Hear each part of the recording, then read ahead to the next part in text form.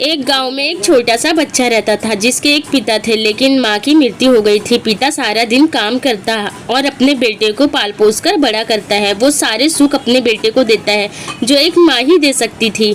उस पिता ने कभी कुछ नहीं मांगा तो सिर्फ इतना ही मांगा कि मेरे बेटे को कोई परेशानी ना हो। दिन बीतते गए, बेटा पढ़ लिख कर अच्छा जॉब भी करने लगता है और वो शहर में रहने लगता है। कुछ दिन बाद वो अपने पिता से मिलने आता है और कहता है, पापा मुझे कुछ पैसों की ज़रूरत है। मैं चाहता हूँ कि शहर में ही ज़मीन लेकर अपना घर बना लूँ। पिता इस बात को सुनकर बहुत खुश होता है। सोचता है कि मेरा बेटा एक न एक दिन नाम करेगा। ज़िंदगी भर की बचाई हुई पूंजी को निकाल कर अपने बेटे को दे देता है। बेटा शहर चला जाता है, उन पैसों से अपना घर बना लेता है। पिता इधर इंतज़ार करता है कि मेरा बेटा फिर से आएगा, एक न एक दिन तो मेरे पास आएगा ही। जाएगा कहाँ? उसके पास अब कोई नहीं जाता था, क्योंकि ना ही अब उस पिता के पास पैसे थे और ना ही रहने की जगह थी। कुछ दिन बाद बेटा फिर लौट कर आता है और अपने पिता से कहता है, पापा अब आप दादाजी बनने वाले हैं। पिता को बहुत खुशी होती है इस बात को सुनकर। वो कहते हैं, तू मुझे मेरी बहू और पोता से कब मिलाएगा? बेटा कहता है, बस पापा थोड़े दिन और।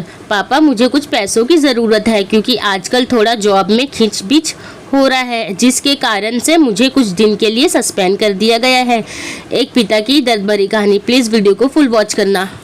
पिता के पास कुछ नहीं रहता है देने के लिए, लेकिन फिर भी कहता है कि अच्छा बेटा तू रुक, मैं अभी आया, कुछ पैसों का बंदोबस्त करके। पिता बाद में महाजन से कुछ पैसे उधार लेकर अपने बेटे को दे देता है और बेटा पैसा लेकर शहर चला जाता है। बरसों गुजर जाते हैं। पिता सोचता है कि मैं तो अब दादाजी बन गया हूँगा, मेरा बेटा मेरे पोते को लेके पता नहीं कब आएगा।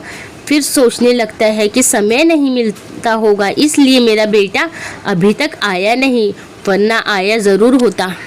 तब तक महाजन 2-3 आदमी को लेकर उस पिता के घर पर आता है और कहता है कि आपके वादे के मुताबिक मैं पूरे 3 महीने बाद आया हूँ अपने पैसे ले जाने।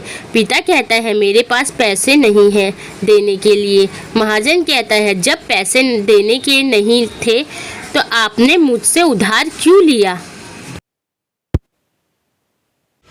तभी पिता कहते हैं, ठीक है रुको, मैं तुम्हारे लिए पैसों का बंदोबस्त करके आता हूँ। और वहाँ के नज़दीकी अस्पताल में चले जाता है। वहाँ जाकर अपना ब्लड डोनेट करता है और अपनी एक किडनी बेच देते हैं और उस महाजन का कर्ज छूटा कर देते हैं।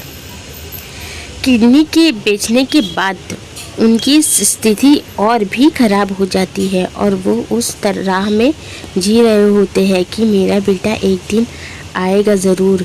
इस आस में जीते जीते एक दिन पिता की मृत्यु हो जाती है, परंतु उस बेटे को अपने पिता को आँख देना भी नसीब नहीं हुआ।